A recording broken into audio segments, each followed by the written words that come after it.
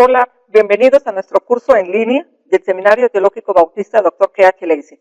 Mi nombre es Patricia Zabalza Gómez y es un privilegio y es una gran bendición poder estar con ustedes para acompañarles en un estudio más de un libro de la Biblia. Sin duda, el libro del Apocalipsis es un libro que quizás a muchos nos da cierto temor acercarnos porque pues se nos hace muy difícil de poder comprenderlo muy bien, como también pues hay mucha dificultad quizás para poder interpretarlo correctamente. Pues antes que nada, vamos a dar una introducción a lo que es la literatura apocalíptica, la literatura apocalíptica. El Apocalipsis, como primer paso para poder comprender, hay que reconocer que el Apocalipsis está lleno de alusiones del Antiguo Testamento. Se dice que de los 404 versículos que tiene el Apocalipsis, 278 hace alusiones al Antiguo Testamento, o más todavía. Entonces, eso es una situación que hay que comprender. Por otro lado, hay que entender que el Apocalipsis ofrece un mensaje alentador a quienes ven atrás de los símbolos. Entonces, es una consideración muy especial que hay que tener con este libro del Apocalipsis. ¿Y qué hay del Nuevo Testamento? Bueno, en realidad, en relación al Nuevo Testamento, el Apocalipsis, a través de las visiones, presenta el mismo mensaje que viene corriendo por todo el Nuevo Testamento. Es decir, que Dios ha mandado a su Hijo, Dios llama a la humanidad para una reconciliación con Él. Este es el punto central. Ahora, también hay que considerar el Apocalipsis dentro de un marco narrativo. Es decir, una revelación se comunica por medio de un ser de otro mundo a un ser humano. Es decir, está revelando.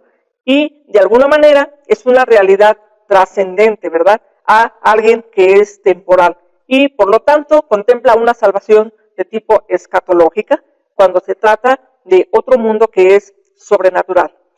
¿De dónde surge esta literatura apocalíptica? La literatura apocalíptica viene desde un trasfondo judío de 210 antes de Cristo y aún 200 años después de Cristo. Los cristianos producían literatura apocalíptica aún en la época medieval.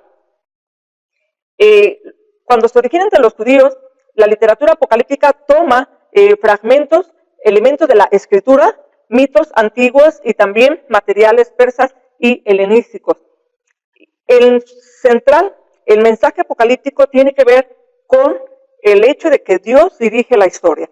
Entonces, los apocalipsis tienden a producirse en un tiempo de pruebas y persecución, en el sentido de que quieren dar una explicación a la situación en la que están viviendo las personas. Ahora, en relación a unas características de esta literatura apocalíptica, en primer lugar, los autores de los apocalipsis a veces tendían a escribir en nombre de una persona prominente del pasado. Normalmente, era un seudónimo y nunca revelaban ellos quién era el autor de ese apocalipsis.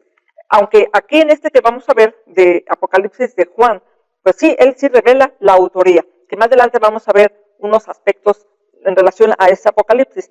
Ahora, el significado histórico, la característica de esta literatura apocalíptica es que los apocalipsis responden a situaciones políticas y sociales en las cuales están surgiendo. Entonces tienden a interpretar el curso de la historia. Y también, en tercer lugar, ellos tienden a hacer predicciones respecto al fin del mundo, el mal, y obviamente los autores presentan su edad presente como una crisis escatológica. Una cuarta característica es el dualismo. Los autores ven como una lucha entre Dios y sus enemigos. Así de que pareciera que los mensajes a veces se presentan en términos de blanco y negro, ¿no? Y en términos de lo que es bueno o exclusivamente malo. La quinta característica tiene que ver con el lenguaje simbólico. Las descripciones de los apocalipsis son figurativas y no necesariamente se pueden tomar de manera literal. Una sexta característica tiene que ver con que los apocalipsis se presentan como una serie de visiones que el narrador, ¿verdad?, y el vidente experimentó y normalmente dialoga con alguien celestial. Así de que que va explicando qué es lo que significa lo que él ha visto. Y como séptima característica, el drama. Normalmente los apocalipsis no llevan una secuencia, pues una exposición tan lógica, sino que son muy dramáticos, incluye movimiento, un impacto visual y un contenido emocional. Entonces, a grandes rasgos, estas son algunas características del apocalipsis. Ahora, en el apocalipsis hay mucho simbolismo y conforme vayamos desarrollando este estudio, que es por demás pues muy complejo, pero lo vamos a hacer a grandes rasgos, ya que la materia no es apocalipsis, sino una introducción al Nuevo Testamento. Pero sí vamos a ver que hay mucho simbolismo y vamos a ir viendo que hay muchos símbolos en los números. Por ejemplo, por mencionar algunos, cuando se menciona el número 1, la unidad, el 4 tiene que ver con lo cósmico, el 3 lo divino, el 6 es imperfecto, el 7 es perfecto, el 12 representa al pueblo de Dios, y etcétera. Vamos a ir viendo otros que en su momento lo vamos a comentar. También hay simbolismo en los colores que se dan aquí. Por ejemplo, el blanco como un símbolo de victoria o pureza, el rojo, la guerra, el negro, el hambre, el amarillo, la peste, la muerte, el esmeralda es la vida, la escarlata es el lujo. También hay simbolismos en los animales que aquí se describen, como el león, el águila, la cabra, el becerro, un rostro de hombre, un tigre, y también hay cosas como cuernos, trompetas, ojos, la estrella, el mar, la espada de 2 filos, etc. Bueno, son aspectos que tienen simbolismo. Una de las cosas que hay que notar en relación a la literatura apocalíptica y la profecía, hay diferencias en estas dos. Vamos a mencionar algunas de ellas. Por ejemplo, en cuanto al contenido, la literatura apocalíptica tiende más a ser predictivo y menos exhortativo. En cambio, en la profecía, el elemento primordial era exhortar a la gente, exhortarlo a que vuelva a Dios. Entonces no tenía muchos elementos predictivos, sino más bien era comprender la realidad en la que estaban viviendo los oyentes. Eso es en la profecía. En cuanto a la forma, en el Apocalipsis las visiones son normalmente el vehículo por el cual es comunicado y los símbolos que realmente son sobrenaturales. En la profecía, normalmente las visiones están implícitas, pocas veces se describen, pero también los símbolos que usan los profetas tienden a ser más bien símbolos naturales, símbolos que la gente puede reconocer y que parten desde su mismo medio. En cuanto a la aproximación ética, el Apocalipsis, más que nada el Apocalipsis tiene que ver con ser un consuelo para las personas que sufren, porque el Apocalipsis, su tema central o el hilo que va a correr por todo, tiene que ver con la victoria, tiene que ver con el triunfo de Dios sobre el mal. Entonces, eso da consuelo a los que están sufriendo. En cambio, en la profecía, el tema central ético tiene que ver con la denuncia del pecado.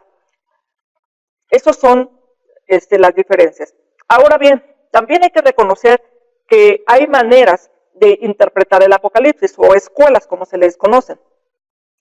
Hay una escuela historicista que tiende a buscar a interpretar el Apocalipsis como una historia cronológica de la iglesia. Hay quienes ven en las iglesias que se van a describir como etapas de la misma historia, y todo tiende a ser cronológico. Hay quienes ven que es futurista. La interpretación es el hecho de que todo esto viene apuntando hacia los últimos días o los días previos de la segunda venida de Cristo. Entonces todo tiene que ver no con el presente, sino todo con el futuro.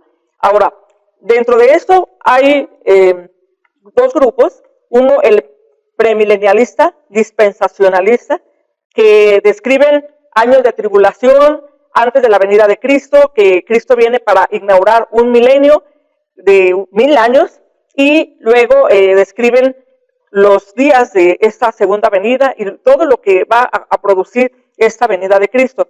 Los premilenialistas dispensacionalistas. Y hay premilenialistas históricos que hacen un vínculo entre el Apocalipsis con los tiempos en que fue escrito, pero también enfatizan que todavía hay falta por cumplirse, ¿verdad? Algunos aspectos futuros, obviamente.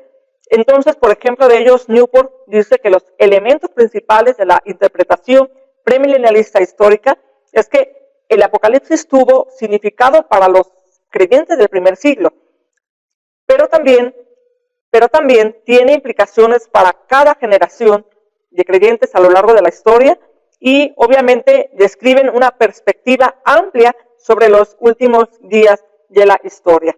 Y también hay quienes se definen como amilenialistas, que no va a haber un milenio. En sí, son escuelas que dentro de cada una de ellas pues argumenta que está pues en lo correcto, ¿no? Entonces sí hay que tener cuidado. Creo que están en plena libertad de examinar diferentes autores y pues ver las diferentes posturas que ellos tienen, ¿verdad? Y yo creo que ante todo hay que recurrir siempre, como este libro y en cualquier libro que nosotros estudiamos de la palabra de Dios, pues hay que recurrir a la guía del Espíritu Santo. Y una de las cosas que podemos ver también es que la palabra de Dios se interpreta a sí misma. Ese es un principio hermenéutico muy importante. Y aquí en el Apocalipsis nosotros lo vamos a ver que en repetidas ocasiones, cuando nos describen una situación, un número, empieza también más adelante a dar pautas de a qué se está refiriendo, o sea, haciendo una explicación. Así de que hay varias maneras pues de interpretar el Apocalipsis, ¿verdad? Hay quienes dicen que es preterista, que describe la situación propia y de las iglesias a las que se escribió, o idealista también. Encuentra símbolos del Apocalipsis que operan fuerzas continuamente en la vida de la iglesia, del mundo, y que cada símbolo corresponde a algún evento de la historia. Bueno, son maneras de ver en forma general cómo se interpreta el Apocalipsis.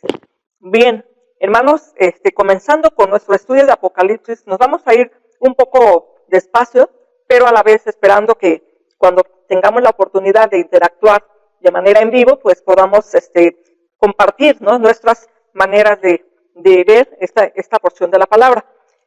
En relación al Apocalipsis que tenemos en la palabra de Dios, el Apocalipsis de Juan, él mismo, allí en el 1:9, dice, yo Juan, hablando del autor, dice, yo Juan, vuestro hermano y copartícipe vuestro en la tribulación. Está identificándose como hermano y como compañero en el sufrimiento. Entonces, todos los eruditos apuntan, ¿verdad?, de que Juan al que está refiriéndose es el hijo de Zebedeo, el apóstol, ¿verdad? Es un apóstol anciano, el último apóstol, que es el mismo que escribe el Evangelio de Juan. Ahora bien, también lo vemos en el 1:4, Juan a las 7 iglesias que están en Asia.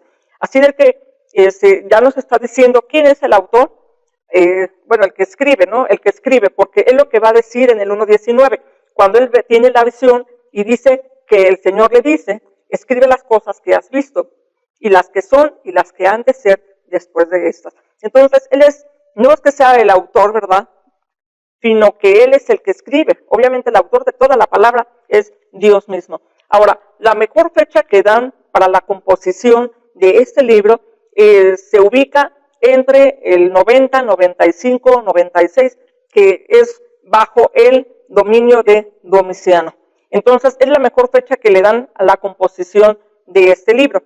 ¿Cuál es el tema central del Apocalipsis? El tema central es que Juan escribe para dar aliento a las iglesias de Asia Menor. Estas iglesias están pasando por persecución.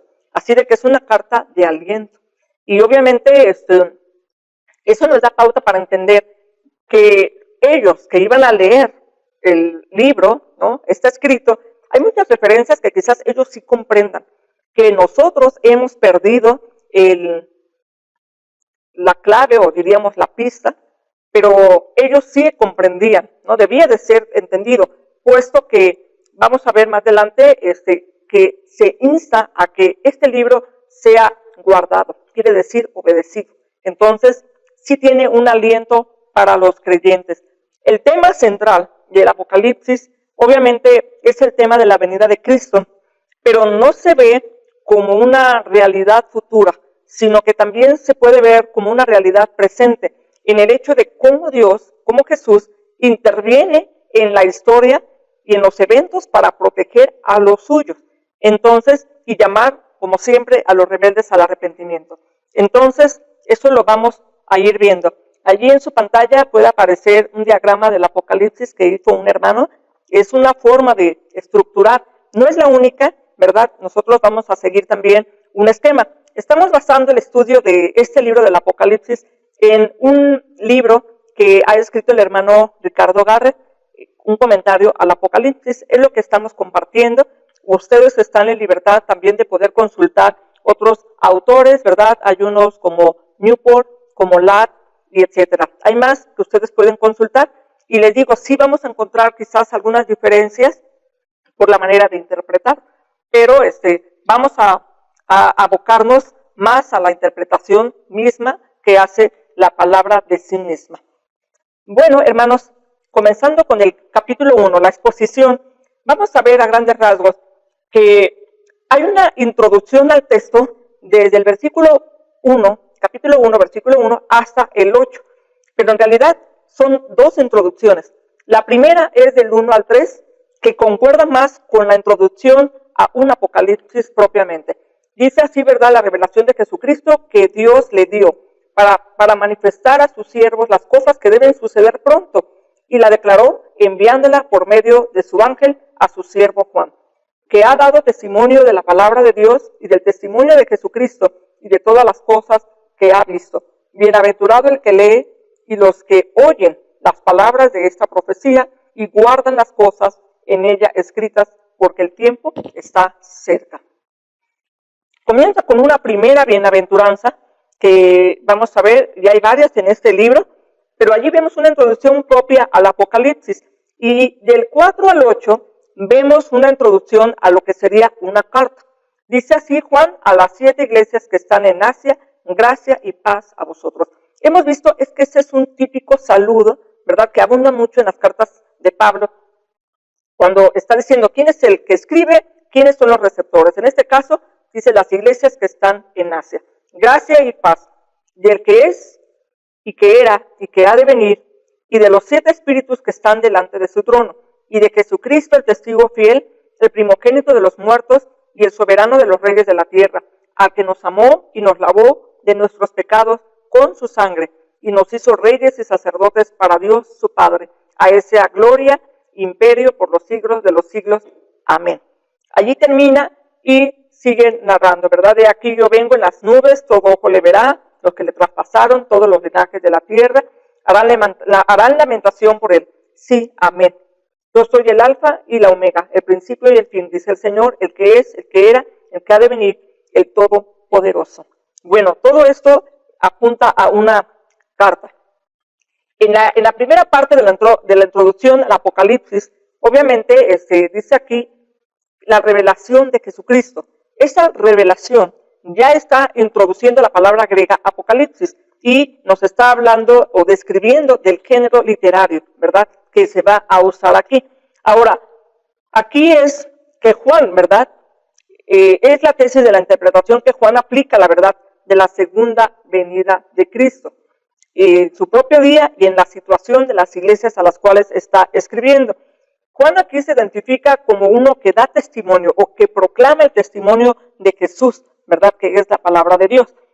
En esta primera parte, decíamos, vemos una felicitación, bienaventurado, que es la palabra Macarios, felices. Bueno, felices dice aquí los que leen y oyen las palabras de esta profecía y las guardan. Así de que podemos ver, ¿verdad?, cómo el mensaje de la carta no conlleva la idea de imponernos o infundirnos miedo o temor, sino más bien una gran alegría, porque ese es el tema que va a apuntar hacia la victoria. Bueno, aquí vemos una felicitación. En el 14:13 vemos otra felicitación: bienaventurados los que de aquí en adelante, los muertos que mueren en el Señor. Allá hay una felicitación. En el 16:15 vemos otra que dice: he aquí yo vengo como ladrón, bienaventurado el que vela y guarda sus ropas. Y tenemos otra en el 19:9, dice aquí: y el ángel me dijo, escribe, bienaventurados los que son llamados a la cena de las bodas del Cordero. Tenemos otra más, 20:6, bienaventurado y santo el que tiene parte en la primera resurrección. 22:7, He aquí vengo pronto, bienaventurado el que guarda las palabras de la profecía de este libro. Y 22:14, tenemos una más, bienaventurados los que lavan sus ropas para tener derecho al árbol de la vida. Son varias felicitaciones, pero todas tienen un contexto o el énfasis cae en la obediencia, El Apocalipsis está para obedecerse también. Y en relación a la carta, vemos allá en el 4 al 8, están dando como destinatarios las 7 iglesias que están en la provincia de Asia, que más adelante vamos a ver cuál es el mensaje que se da a cada una de estas iglesias. Y Juan describe a Dios. En ese 4, ¿verdad? Dice que es eterno, dice el que es, el que era, el que ha de venir. Dios es eterno. En el versículo 5 dice el testigo fiel, el primogénito de los muertos. En el 6 dice, Él nos hizo reyes y sacerdotes. Así de que nosotros somos el pueblo de Dios que Él ha salvado. Y aquí nos está remitiendo a el Éxodo, ¿verdad? Es lo que está haciendo alusión este pasaje. Ahora, bien, también otra descripción que nos habla de cómo es Dios, bueno, de Jesús. Versículo 7, he aquí que viene con las nubes. Él vendrá de manera universal y de manera visible, porque dice, todo ojo le verá, aún los que le traspasaron, aún creyentes y no creyentes. Y por último, en el 8 dice, yo soy el alfa y el omega, principio y fin, ¿verdad? El alfa y la omega son las letras primera y última del alfabeto griego. Él es el único Señor de la historia, principio y fin. Bueno, de esa manera está Juan describiendo a Dios. Ahora, él se identifica con sus lectores. Juan dice en el 9, vuestro hermano partícipe en las tribulaciones, en el reino y en la paciencia de Jesucristo. Y nos dice que él estaba en una isla llamada Patmos por causa del testimonio de Jesús, ¿verdad? Él fue desterrado a esa isla y algunos, bueno, allí es donde él va a tener toda la visión del Apocalipsis, allí en Patmos, aunque se cree que la escribió cuando él regresó nuevamente a Éfeso, que era donde él estaba ministrando. Él está, allí dice, el día del Señor. Y él está, en versículo 10, estaba en espíritu en el día del Señor y oye una voz detrás de él, una gran voz como de trompeta, que decía, yo soy el alfa y el omega, el primero y el último. Escribe en un libro lo que ves y envíalo a las 7 iglesias que están en Asia. Y ahí va a decir los nombres, a Éfeso, Esmirna, Pérgamo, Tiatira, Sardis, Filadelfia y Laodicea. Ahora, va a describir que él está escuchando, pero después en el versículo 12 dice, me volví para ver la voz. Entonces, cuando él se vuelve para ver la voz, ¿verdad? ¿Qué es lo que ve? Ahora allí comienza una descripción muy impresionante, porque ve a la persona que le está hablando. Y la persona que le está hablando dice que está en medio de 7 candelabros de oro. Y el candelabro, ¿verdad? Es un símbolo de la tarea de la iglesia, adorar y dar testimonio ante el hombre. Y en medio de esos candelabros, dice aquí, en medio de los candelabros, vi a uno semejante al Hijo del Hombre, en versículo 13. Y esta expresión viene de Daniel, capítulo 7, versículo 13, aunque también en el 7 también ya ha hablado sobre el hombre. Y aquí que viene y todo ojo le verá lo que les traspasaron. Está hablando de Jesús, el hombre, el Hijo del Hombre. Entonces, aquí está ahora presentado como alguien que está en medio de unos candeleros. Ahora, en ese cuadro, Juan declara, ¿verdad?, que Jesús está compartiendo los sufrimientos y ayudándoles y animándoles a perseverar a las iglesias. Él tiene poder para hacerlo. Y Juan repite, ¿verdad?, que él ha de escribir que las visiones que él está viendo. Allá en el 19 se repite, escribe las cosas que has visto. Y ya lo dijo antes también. Entonces, estamos viendo que él va a escribir lo que él está viendo, el contenido de esas visiones tal y como va a ir sucediendo. Ahora, aquí en esta narrativa, realmente vamos a ver que parece que Juan va escribiendo de manera cronológica, pero de repente nos va a sorprender porque rompe esa cronología y quizás con una intención para evitar que nosotros tratemos de hacer lo mismo, ¿no? Una cronología y haciendo cálculos para ver cuándo va a venir el Señor, cosa que no lo dice. Ahora, el mensaje, hay una descripción muy interesante y muy preciosa de cómo ve a Dios, cómo está vestido, y todo lo que envuelve, y eso mismo lo va a estar refiriendo cuando empiece a hablar a las iglesias, porque va a haber una descripción en cada iglesia, tomando de esa descripción general que ha dado en esta sección del Hijo del Hombre, cómo está descrito. Y lo vamos a ir viendo. La estructura para las cartas a las 7 iglesias del Apocalipsis tienen el mismo formato. Empieza con un mandato, cuando empieza, escribe el ángel de la iglesia en Éfeso, o escribe el ángel de la iglesia en Esmirna, etc. Para cada iglesia hay un mandato. Y dicen en la de Éfeso, el que tiene las 7 estrellas en su diestra, el que anda en medio de los 7 candeleros de oro, dice esto. Vemos allí una descripción que ya dio. Y lo mismo va a pasar en cada una de las descripciones. Va a tomar descripciones de esa descripción que ha dado en la primera parte.